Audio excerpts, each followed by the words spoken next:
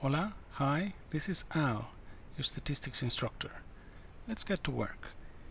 In this video, I would like to talk about linear regression models that include categorical predictor variables in it. Okay? So, to be more specific, the kind of ideas I would like to discuss with you here in this video is model selection via hypothesis tests for these kinds of models that include explanatory variables that are qualitative, categorical. Okay? So let me remind you the kind of ideas that we discussed when we talked about model selection via hypothesis test. We talked basically about answering the following three questions. One, so if we consider a set of independent or predictor variables, do they significantly contribute to the prediction of y? And significantly, as far as significantly goes, we mean from a statistical perspective. So, to assess that contribution, what we did is we carried out an overall F test. Remember? Okay, and what we did was basically we compared one that we were going to be calling the reduced model against another one which we referred to as the complete model. The reduced model only contained a y-intercept, and the complete model contained the y-intercept plus that set of predictor variables that we were going to be considering. Okay? Okay. Now, the second question is, say that I already have a group of predictor variables that seem to be reasonable, meaning they contribute to the prediction of y, but comes along a new predictor variable, right? So how do we measure the individual contribution of that additional new explanatory variable? So to do that, what we did is, well, we had two choices in that case. We could either assess that contribution of that individual, of that single predictor variable using a t-test or an f-test. Okay? And the last question, number 3, was an extension of the question we just answered here in point number 2.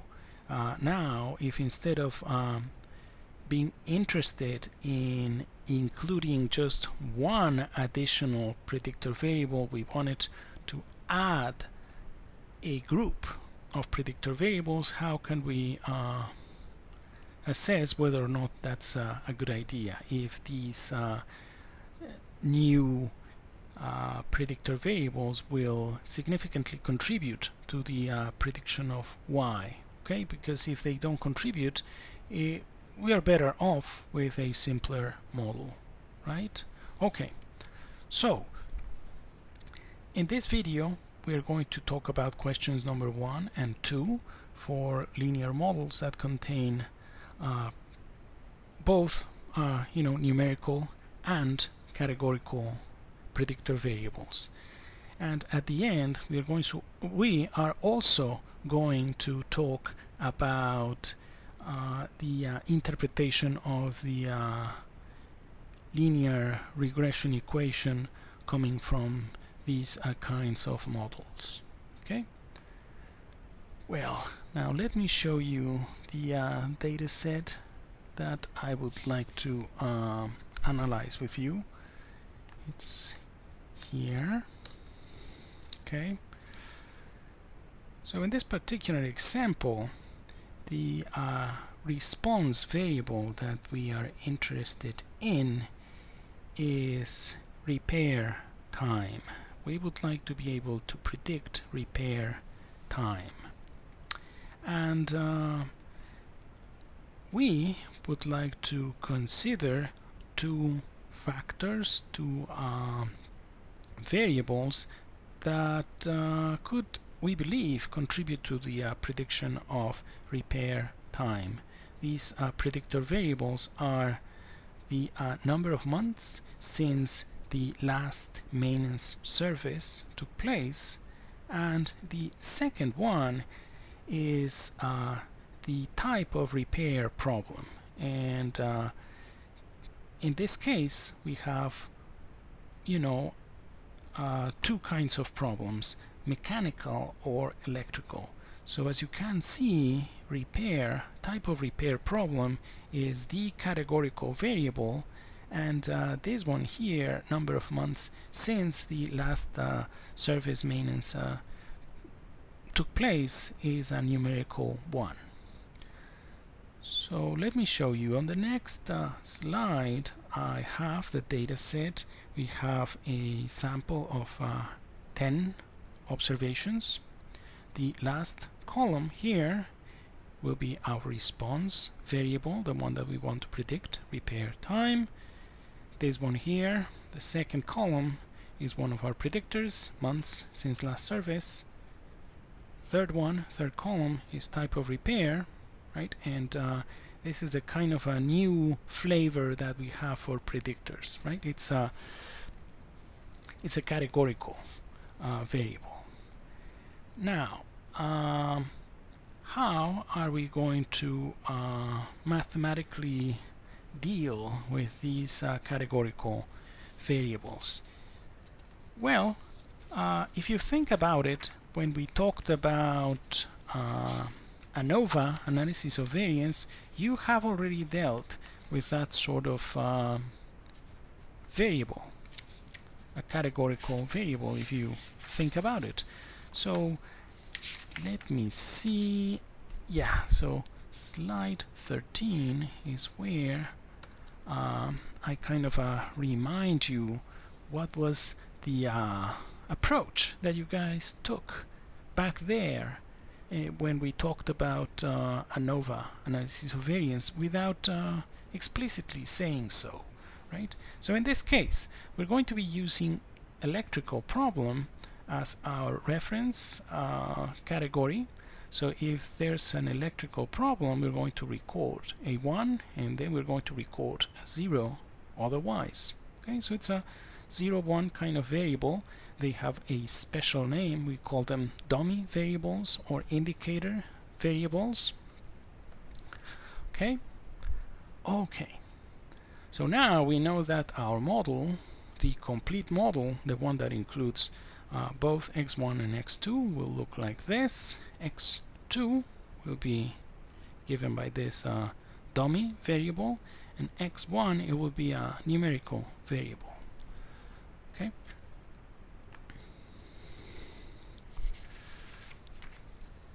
So let's enter the data. Okay.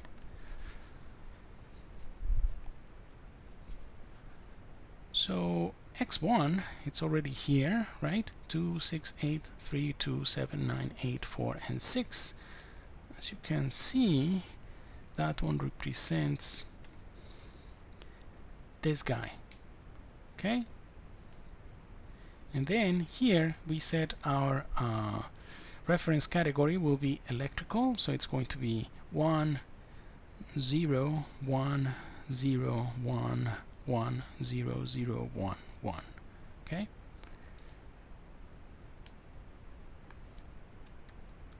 So let me show you what we have here. Okay, right? And well, we're going to be fitting the model, right, with our LM function, linear model. And well, why? We know that the syntax is first the response variable. Our predictors will be x1 and x2, and we're going to be using mod2 to refer to that model that contains those two predictor variables, right?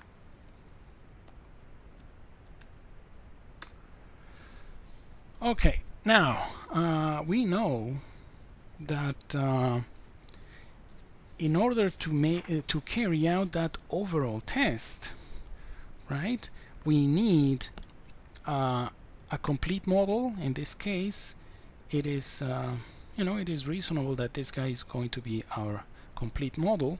The reduced model will be one that includes only a y-intercept. That will be the reduced model, right? And since it's just the one with the intercept, it makes sense that that guy is going to give us a predictor, just the plain sample mean for the response variable y, right? But okay, we need to create the predictor variable for that guy. So in that case, let me call it x0, and it's going to be, I'm just going to be repeating a 1 10 times, right? Because that's the length of our response vector, right? Okay. So now let me fit that reduced model. The idea will be the same as for model 2. Model 0 is going to be a linear model that has as a response variable y, as predictor x0, but I'm going to remove the y-intercept because this guy is basically that y-intercept. Okay, so now let me remind you what the test statistic looks like. Remember, we used that test statistic when we discussed the topic of partial f tests, and as we said back then, the numerator measures the distance between the sum squares for error, right, for the reduced model, minus the sum of squares for error for the complete model, and we divide by the difference between the number of beta parameters in the reduced model and the complete model. Okay, so let's find the numerator. So the one for the reduced, let me call it SSE0, since we're using 0 and 2 here. It's going to be just, we know for model 0 what we want is the residuals, we square them, and then we add them up. Okay? Okay. Now, let's do the same for the complete model, the one that includes those two predictor variables.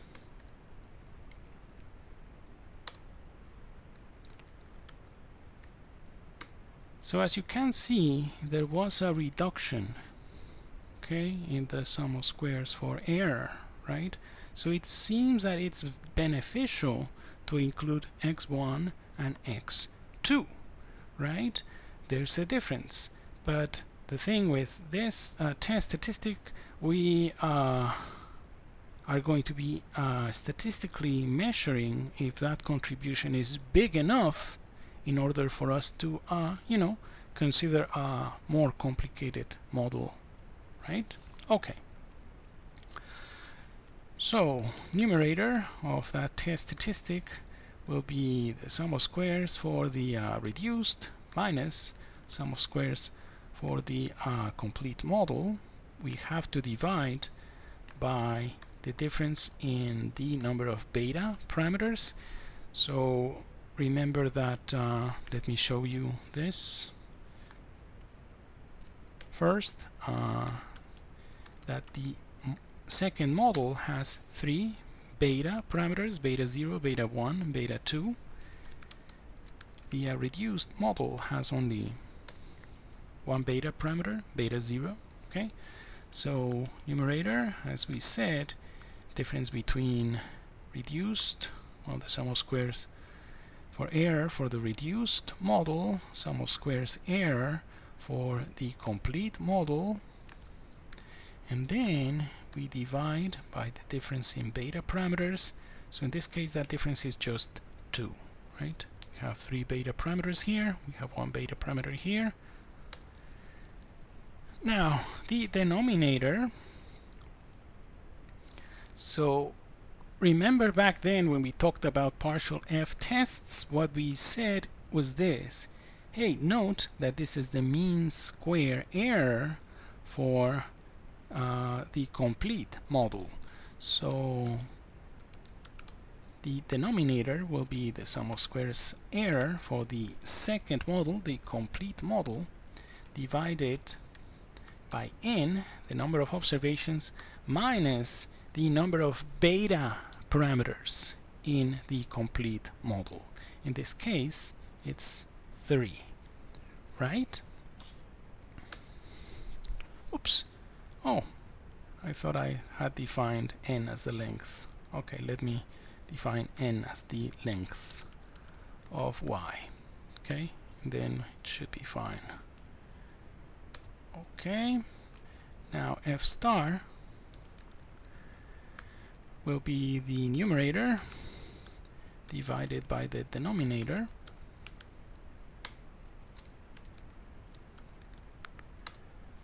Okay. Now let me show you something that you could find interesting. But anyway, before we do that, note that the degrees of freedom in the numerator will be 2. The degrees of freedom in the denominator, n minus 3, since we have n equals 10 minus 3, that's 7. So 2 degrees of freedom in the numerator, 7 degrees of freedom in the denominator. Okay? Let me show you something. If you type ANOVA model 0, model 2, 21.357 happens to be this guy. 2 degrees of freedom in the numerator, 7 degrees of freedom in the denominator, right? So, and we have that 20.357 has a p-value that is rather small, right? We know that we can compute that p-value with the function pf, right? So in this case, remember that the p-value is the probability that an f distribution with 2 degrees of freedom in the numerator and 7 degrees of freedom in the denominator is greater than our test statistic. So since that's what we want, we could find it like this, right? PF,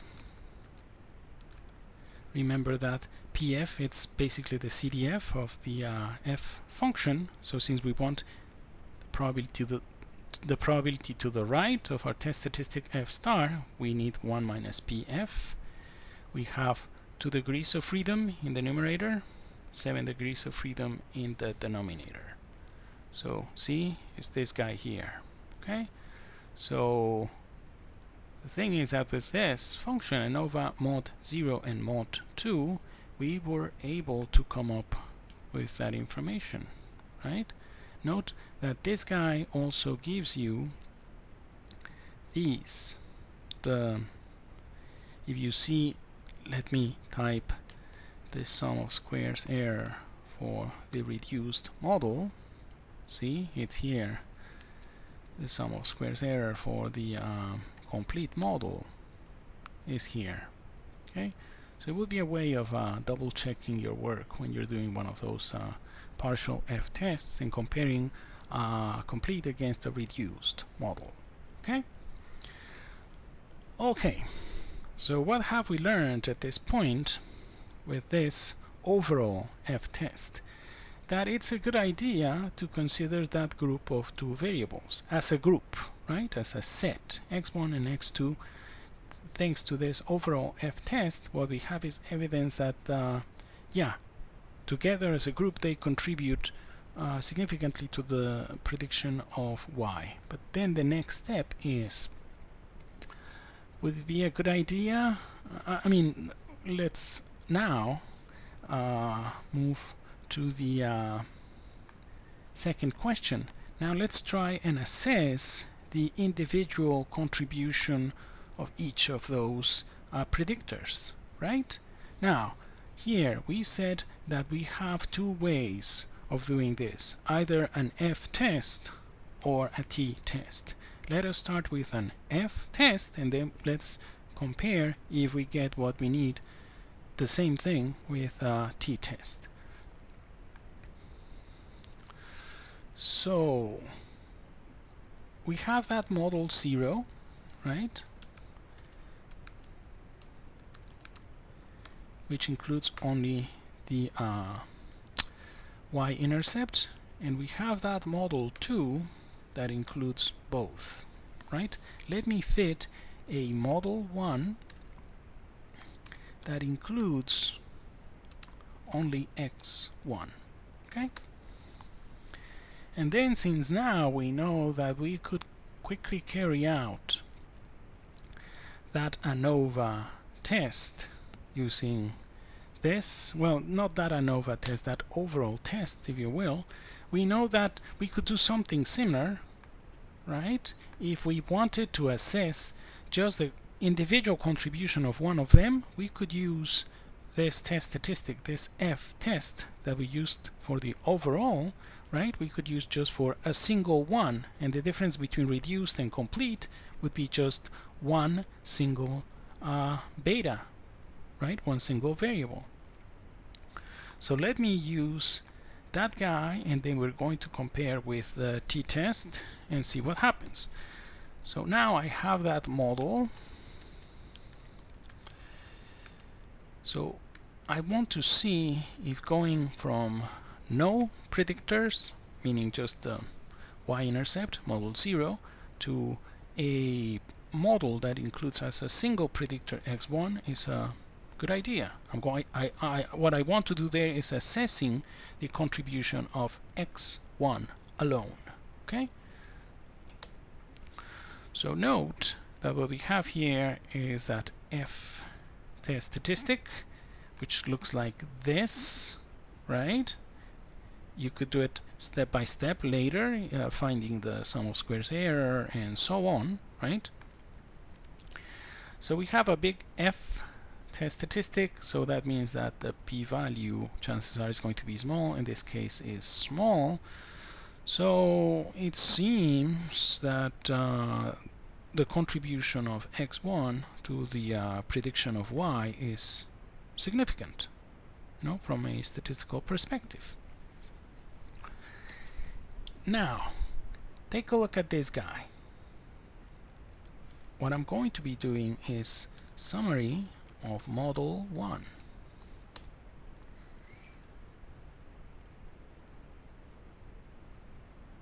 So see that p-value, 0.0163? Interesting. Basically the same as this. And test statistic, that F is 9.1739. Remember that there's a relationship between a t-square and an f. So back then when we talked about this, we said, hey, if you square a t, you end up with an f, right? So that's why when we are just assessing the importance of a single predictor, you could do it with a t or an f. Because if you square a t, right, the numerator is a normal 0, 1. The denominator is the square root of a chi-square divided by its own degrees of freedom. So when you square the normal 0, 1, you end up with a chi-square with 1 degree of freedom.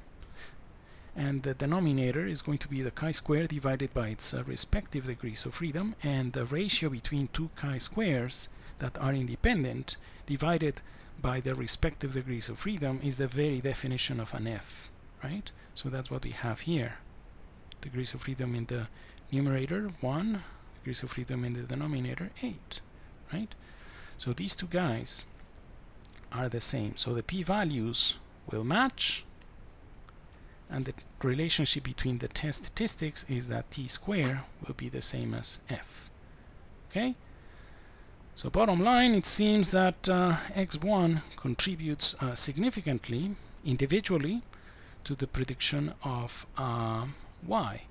But how about x2? Is it doing something? I mean, once we consider x1, maybe there's no need to consider x2, right? Maybe what we saw from the overall test was the contribution of x1 alone, right? So now what we're going to be doing is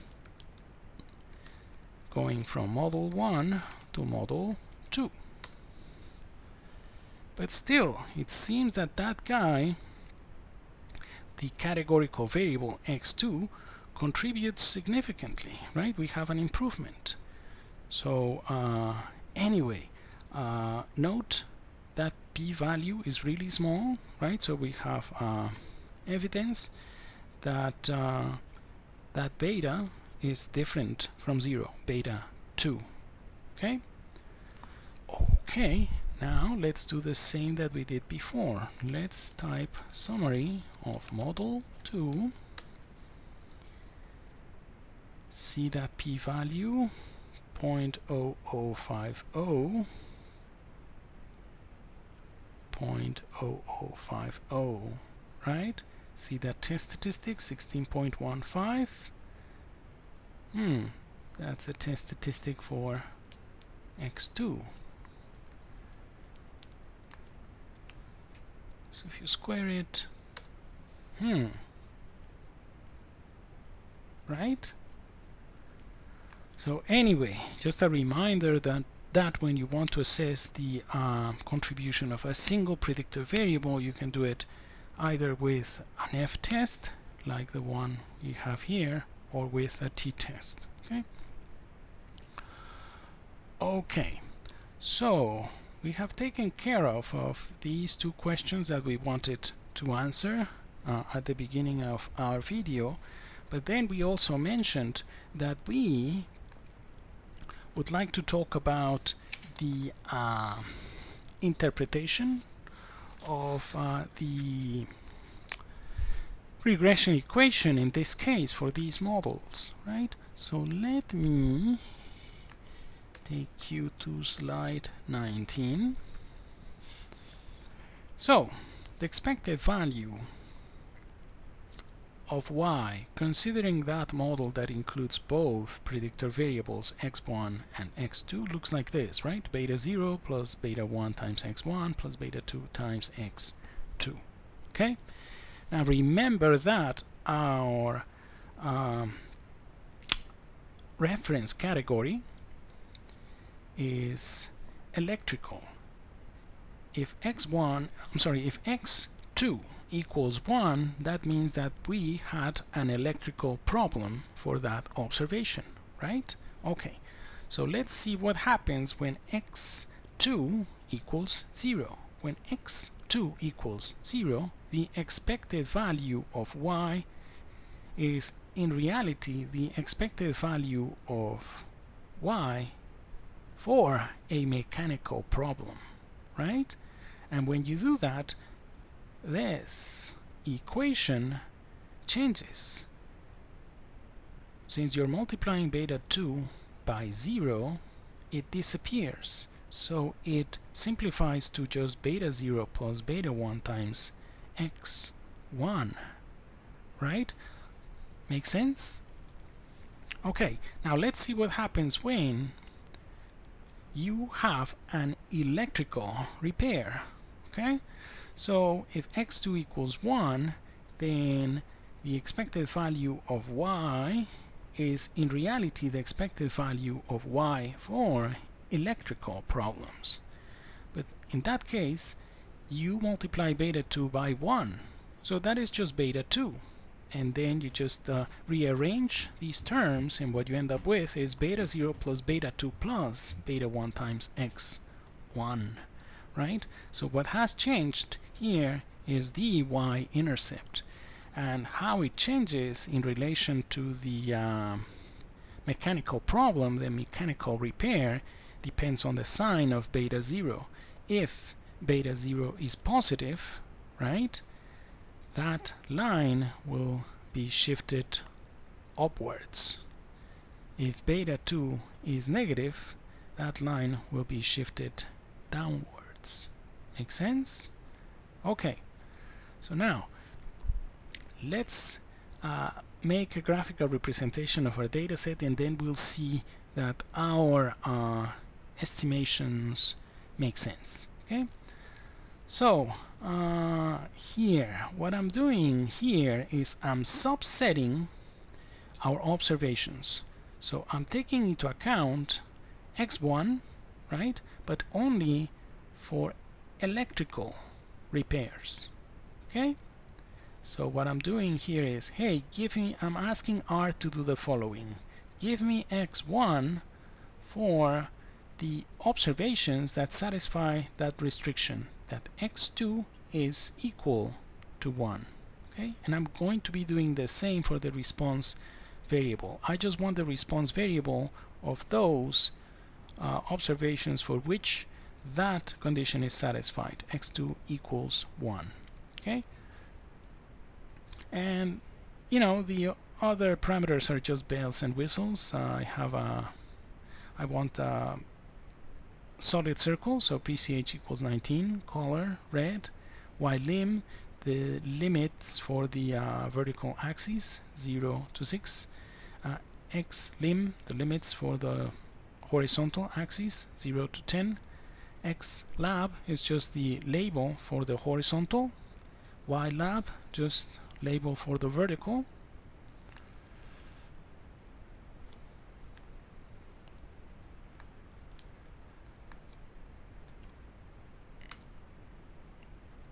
So what we have here are just, remember that x2 equals 1 when we have an electrical problem.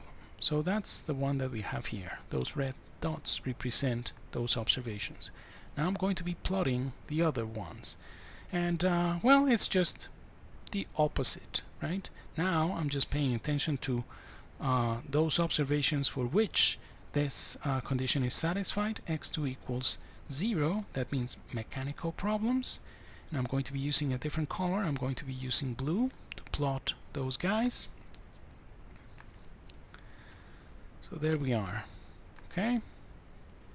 Now let's add a legend to make it more readable. So I'm going to be placing that legend on the top left corner. I'm going to be using this first. I let my reader know that first I have electrical problems and then mechanical problems in the same order as I plot them. Okay. The character that I used was the same for both, so I'm using PCH equals 19 for both. Color for the first one, red. Color for the second one, blue. BTY equals N.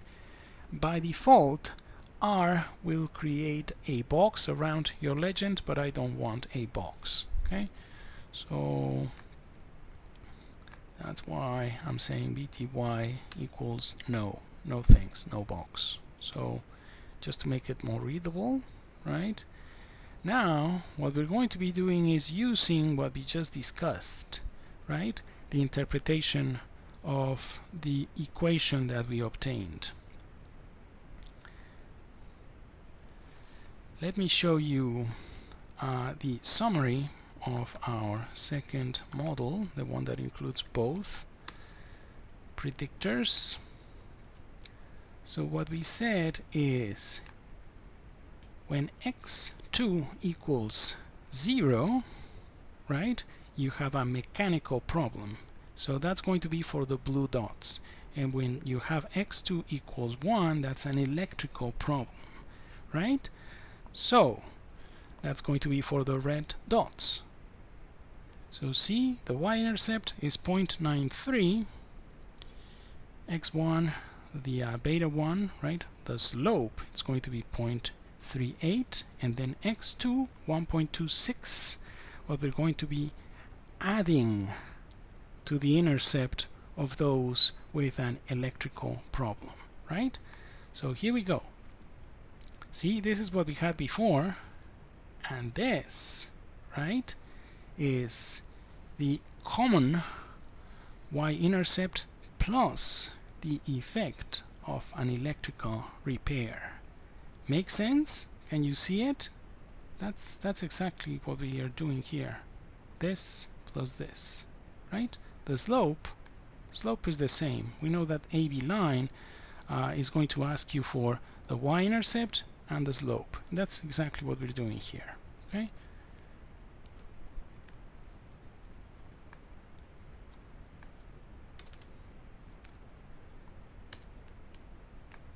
Okay. Makes sense? The next one, we're just going to be adding the blue points, mechanical problems, with the corresponding line for those guys. And we're just adding a legend to make it more readable. Okay. Here we go. Can you see? And now it makes sense. We go, oh yeah. So that's the effect of electrical. The line is shifted upwards, right? Now note that you could also, for instance, be interested in providing not just a point estimate for this guy, right? For the effect of an electrical problem. Maybe you would like to provide a confidence interval for that effect.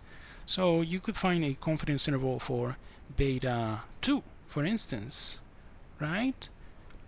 So anyway, just to show you how to deal with these linear models that now contain numerical and categorical variables here. That was the main purpose of this video, and show you that the things that we have learned can be useful and have an interpretation, right, from a practical perspective. Okay, so just let me mention something more here, right, and then I'm going to summarize what we did here together. So I prepared a couple of extra examples for you. Please take a look at them. This one is about cars, and you guys have dealt with that data set before when we talked about simple linear regression, right? You used only the numerical variable that is included in this data set, but in this case we are adding a couple of categorical variables. Okay, so take a look at that example. It's going to be interesting. And there's another one here. That one has to do with blood pressure. That's a new one because you guys haven't seen that data set before, not that I recall.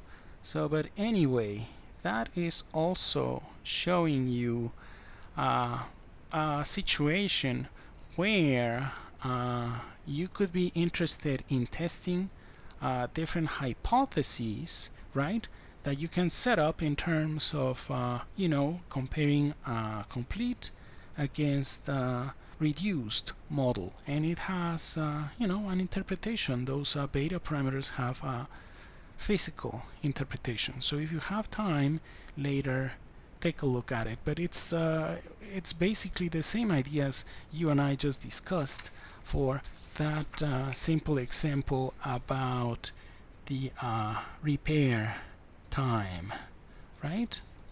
Okay, so just to summarize, what we did here today together was talking about problems that you can set up as multiple linear regression, where the predictor variables where some of the predictor variables are categorical variables, because with numerical variables you guys have dealt with before. Okay, So what we saw is that the approach will be using dummy or indicator variables to deal with these categorical variables, and then the estimation is pretty much the same as it was before. However, well, you have to be careful with the interpretation, right? And in this particular case, for that particular problem, the interpretation was that what changes when you consider this guy categorical variable is what changes is your y-intercept. And in more complicated situations, you know, you just have to be careful and pay attention to those values, what happens when you go from one level to the next, but the interpretations are similar. Okay? Well, thank you so much. Thank you for watching. Please take care and keep working hard. See you next time. Bye.